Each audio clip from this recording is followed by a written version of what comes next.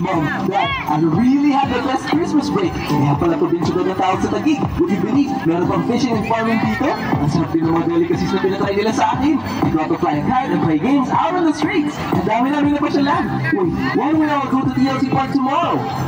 Slow down, anak. Parang hinahabol. Sige lang, ihanda naman amin ang Noche Buena. Tapos, mag-istoryahan ulit kita mamaya. Tingnan na kita, Ate Isay. Ay, wait! Oh, bakit? Ayun. Christmas groupie muna tayo! Sige! Dito, sa may Christmas tree. Okay, 1, 2, 3, say Merry Christmas! Merry Christmas! At yan ang Pasko sa Probinsiyudad. Dahil ang Pasko I will tell all my friends to come see this side of Taguig too. Makalipas ang 9 na araw, napakarami ng napuntahan ni Zaki. Marami rin siyang natutunan tungkol sa kultura at kasaysayan ng Taguig.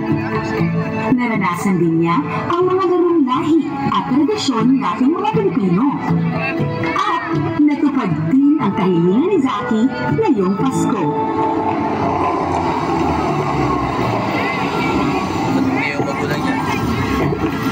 Dad! Mom!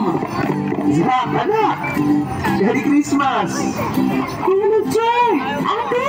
Ella! Salamat sa pag-alap. At nagliwanag sa kapaligiran namin ang kaluwalhatian ng Diyos.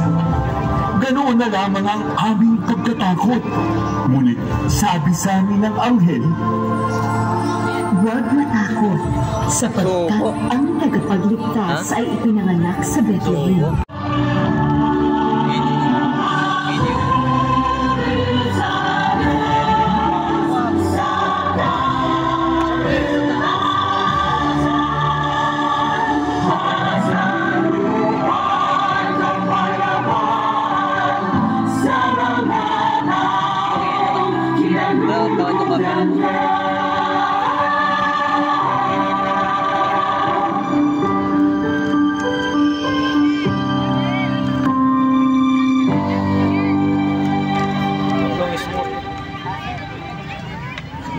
tila simponya ng pag-ibig at pag-asa ang kanilang mga tinig.